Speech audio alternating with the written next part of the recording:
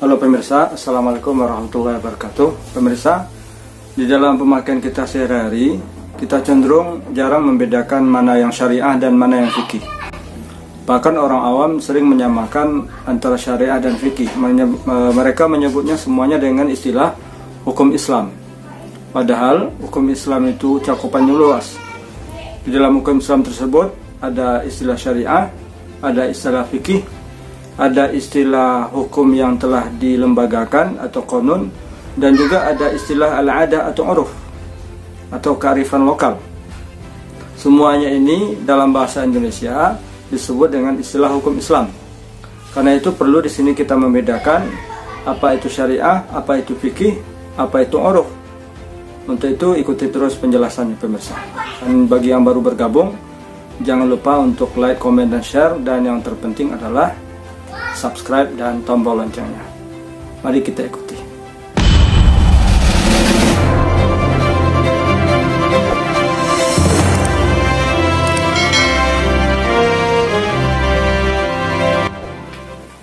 Baik pemirsa, jadi di sini perlu kita bedakan ketika kita menyebut istilah hukum Islam dalam pemakaian kita sehari-hari, maka istilah hukum Islam itu sebetulnya mencakup di dalamnya istilah yang dipakai dalam kajian Islam, khususnya usul fikih. Ada istilah syariah yang harus kita pahami, dan itu juga bagian dari hukum Islam, dan juga ada istilah fikih. Jadi ada perbedaan mendasar antara syariah dan fikih. Kalau syariah itu pemirsa, itu adalah ajaran Islam yang murni, yang tidak bisa diotak-atik lagi, itu disebut dengan syariah. Lalu bedanya dengan fikih apa? Kalau fikih itu adalah hasil ijtihad ulama. Ya, kalau di dalam buku ini, buku Al-Madkhal Al-Fiqhi Al-Am, Syekh Mustafa Ahmad Az-Zarqa menjelaskan al-farqu baina syariah wal fiqhi. Nah, dalam buku ini beliau jelaskan bahwa kalau syariah itu adalah semua ajaran Islam itu, maka itu disebut syariah. Ya, kalau bahasa Arabnya syariah itu asy-syari'atul islamiyah hiya majmu'atul awamiri wal ahkam al-i'tiqadiyyah wal amaliyah allati yujibul islamu tatbiqaha li tahqiqi ahdafihi al-islahiyah fil mujtama'. Nah, syariah itu artinya adalah sekumpulan al-awamir, perintah-perintah Allah, ya, dan hukum-hukum i'tiqadi yang bersifat akidah, wal amali. Nah, jadi ada hukum i'tiqadi, ada hukum amali. Nah, hukum amali ini ranahnya fikih, di mana Islam mewajibkan untuk menerapkannya guna mewujudkan ahdaf, guna mewujudkan tujuan islahiyah, tujuan agar lebih baik, untuk perbaikan fil mujtama', ya, di masyarakat. Itu yang disebut syariah. Jadi semua ajaran Islam itu disebut syariah. Nah, atau dalam halaman lain beliau juga menyebutkan syariah itu adalah an-nusus, syariah itu adalah nususul Quran al-muha bihi minallah ila rasulih Muhammad sallallahu alaihi wasallam wa sunnah an-nabawiyah. Jadi syariah itu adalah nas-nas Al-Quran yang diwahyukan dari Allah kepada Rasulnya, dan juga termasuk syariah itu adalah hadis-hadis Nabi sallallahu alaihi wasallam. Ini adalah syariah. Lalu fikih apa pula? Fikih itu kata beliau, ma yafhamuhul ulama'u min nususis syariah wa ma yastambitunahu min tilkan nusus. Jadi apa yang dipahami ulama dari nas-nas syar'i itu, dan apa yang mereka gali dari nas tersebut, itu disebut dengan fikih. Jadi sederhananya saya memberikan contoh, kalau syariah itu tidak bisa diotak-atik, tapi kalau fikih itu hasil ijtihad ulama, dan berbeda ulama di dalam memahaminya. Menghadap kiblat ketika salat itu adalah syarat sah salat, dan hukumnya wajib, dan tidak bisa ditawar-tawar bahwa kita ketika salat harus menghadap kiblat. Fikihnya fikihnya, apakah menghadap kiblat itu harus tentang kiblat atau cukup mengarah ke kiblat saja.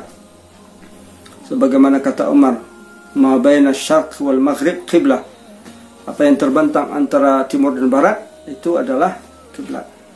Nah, contoh lain agar kita paham mana yang syariah, mana yang fikih. Nah, khamar itu hukumnya haram, ya, itu syariah, tidak bisa diganggu gugat. Tapi persoalannya fikihnya, apakah zat khamar, zat alkoholik yang ada pada obat pada kadar tertentu untuk pengobatan manusia, apakah itu haram juga? Nah, di sini perlu ijtihad, karena fikih itu bukan wahyu, syariah wahyu.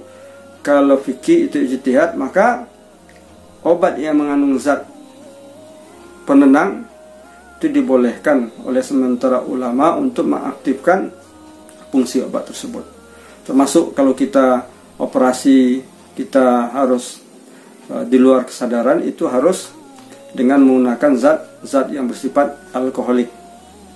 Cobalah kita operasi, apalagi yang khitan, tidak menggunakan itu, tentu akan lebih berbahaya akibatnya. Jadi mana yang fikih, mana yang syariah harus kita bedakan. Dan sehingga ketika kita bertanya, menurut hukum Islam bagaimana? Kalau menurut hukum Islam, contohnya menutup aurat itu hukumnya wajib, dan itu bagian dari syariah. Fikihnya, batas aurat itu yang mana? Itu fikih. Apakah wajah termasuk aurat atau tidak, itu fikih. Dan kita harus legowo, ya, berbeda pendapat ketika adanya fikih. Jika fikih itu tidak ada perbedaan ulama di dalamnya, itu disebut ijma'. Ijma' ala nusus, ya, sepakat ulama bahwa kiblat umat Islam itu adalah Ka'bah. Itu disebut ijma', ya. Sepakat ulama bahwa nabi terakhir itu adalah Nabi Muhammad SAW. Jadi ijma' ala nusus. Nah, di sini beda antara syariah dan fikih, dan dalam istilah kita sehari-hari kita sebut dengan hukum Islam. Meskipun sebetulnya hukum Islam dalam kajian fikih tidak lazim disebut hukum Islam. Yang ada hanya hukum syar'i, ya. Kalau memakai kata Islami itu istilah belakangan. Contohnya nizam Islami, iktisad Islami. Tapi agar hukum ini berdaya ikat, sehingga disebut al-hukmu asy-syar'i. Ya. Dalam kajian usul fikih disebut hukum syar'i itu adalah khitabullah al-muta'alliq bi af'alil mukallafin bil iqtida' atau bil talab atau bil ikhtiyar atau bil wada'i. Itu disebut dengan hukum syar'i. Nah, yaitu segala titah Allah atau titah Allah yang berkaitan dengan perbuatan mukallaf, baik titah Allah itu bersifat tuntutan, bersifat pilihan, atau bersifat karena sebab kondisi tertentu. Istilah iqtida atau talab ini atau tuntutan ini 4. Ada tuntutan harus melakukan, disebut wajib. Ada tuntutan sebaiknya dilakukan, disebut sunat. Ada tuntutan harus ditinggalkan, itu disebut haram. Ada tuntutan sebaiknya ditinggalkan, disebut makruh. Dan di tengah-tengahnya itu ada istilah mubah. Mubah ini sentral, apa bisa ke kanan, bisa ke wajib, ke sunat, bisa ke haram atau makruh.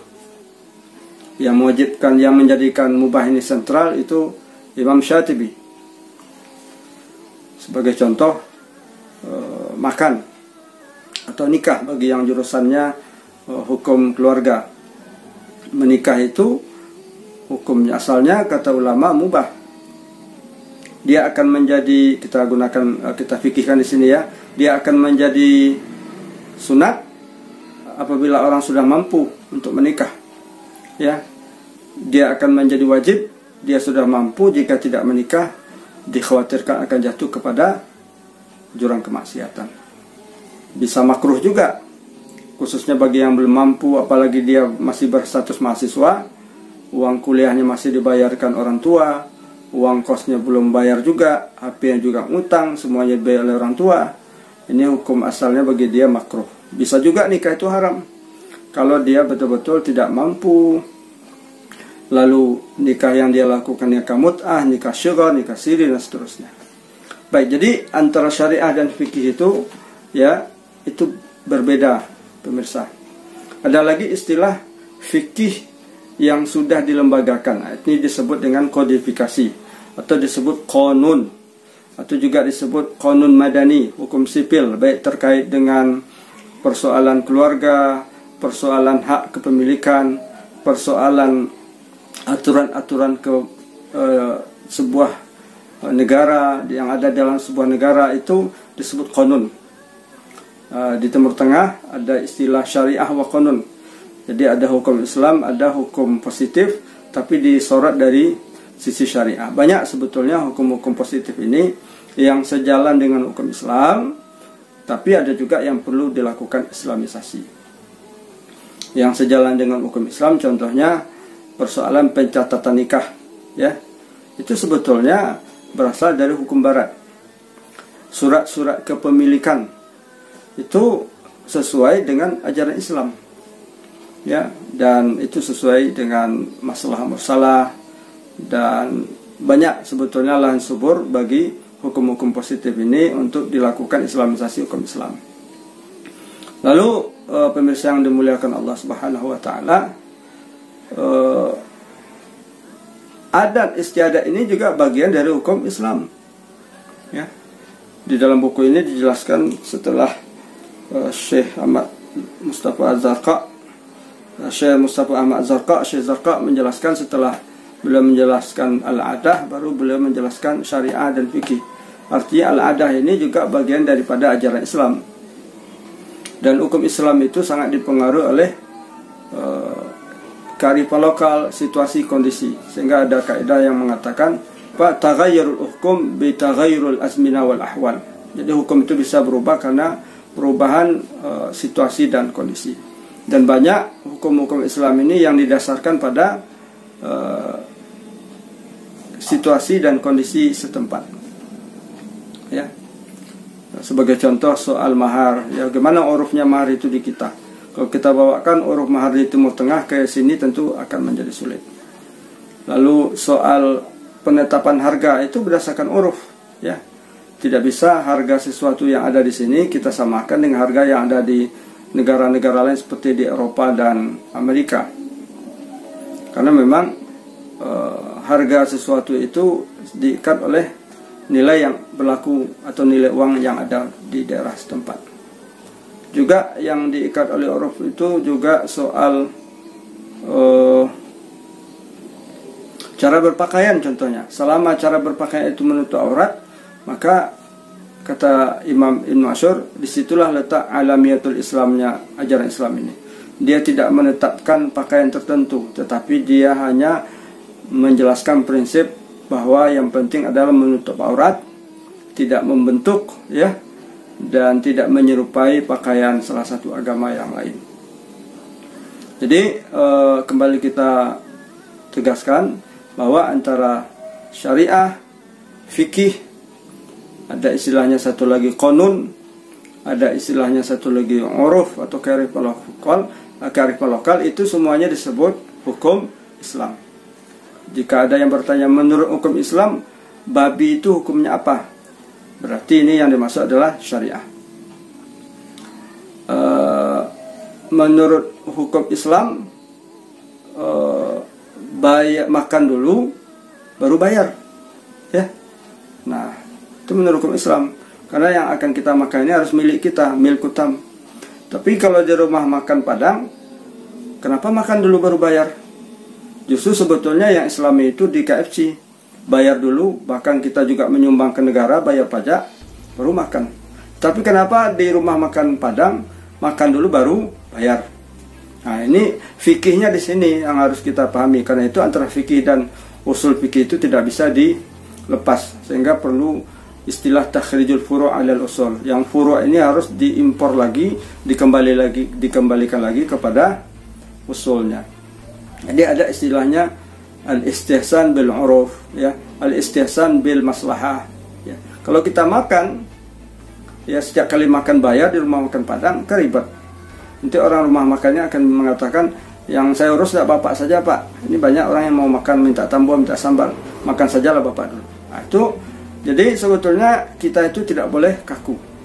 Nah disinilah fikih itu sebetulnya membuka cakrawala berpikir kita.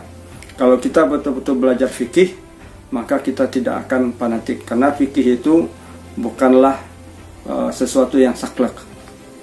Yang penting kita jangan sampai mempermainkan fikih, mengambil yang seenak kita. Baik, nah itulah perbedaan antara syariah dan fikih yang cenderung kita menyamakannya saja dalam penggunaan sehari-hari. Terima kasih, semoga video singkat ini ada manfaatnya. Assalamualaikum warahmatullahi wabarakatuh. Dan jangan lupa like, comment, dan share. Dan yang terpenting adalah subscribe dan tombol lonceng. Sampai jumpa lagi di video